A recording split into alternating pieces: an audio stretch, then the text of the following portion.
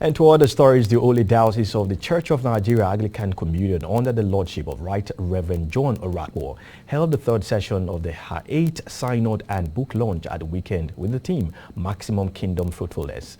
Quest's Emmanuel Okolosi reports that the Bishop of Oleh Diocese charged Nigerians to be fruitful following the footsteps of Christ.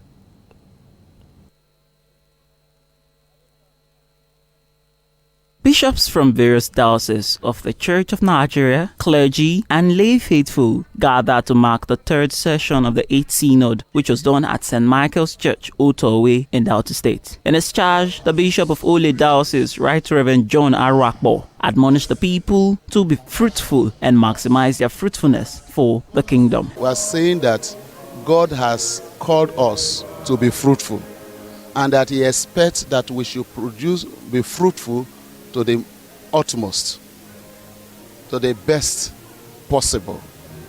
He expects not just being fruitful, but quality fruit, which is after the kind of Christ, the quality of Christ. Christ is a standard. So He expects that the kind of disciples that people who are bringing to be Christ-like. So, and if we have Christ-like people in government, what we are expecting today, what we are experiencing today will not be the situation. In light of the Presidential Election Tribunal, the bishop admonished the judiciary to do right by the people, as it is their will that is tested. And at this synod, we are challenging our judiciary that it is not APC, neither PDP, neither Labour Party or any other party that is in court that is on trial. It is Nigeria judiciary that is on trial because they know the truth. The people, the APC, they know the truth. PDP, they know the truth.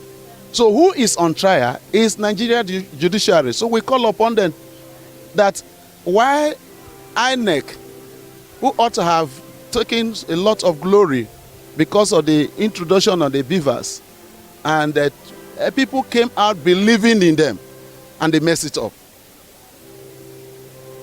So now it is in the hand of the judiciary to save their name, because the whole country is watching them. The charge of the bishop was adopted as a working document by all present. Launching of the bishop's charge was done, and goodwill messages were read. A cleric, the diocesan PRO, Venerable Robert Oziewele, stated that the theme was indeed apt, as it was geared towards waking those who are asleep. This year's synod, with the theme Maximum Kingdom Fruitfulness, is geared towards waking those who are asleep to wake up and go into the business of soul winning, producing fruits in every sphere of life, in your office, in your business place, even wherever you find yourself.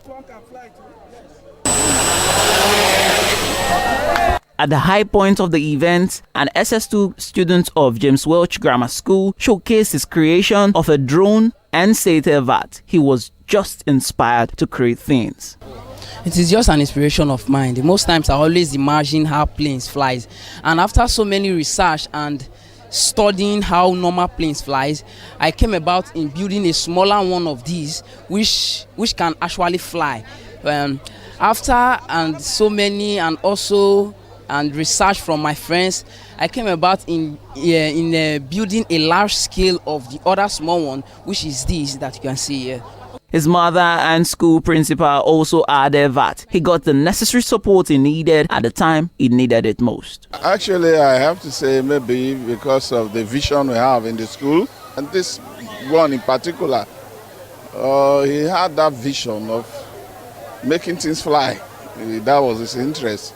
And gradually we saw he was coming up. He did a drone from there, this toy plane and all that. He has now graduated to constructing an airplane, a single pilot plane, which he intends to display any moment from now. Emmanuel Okolosi for Quest News.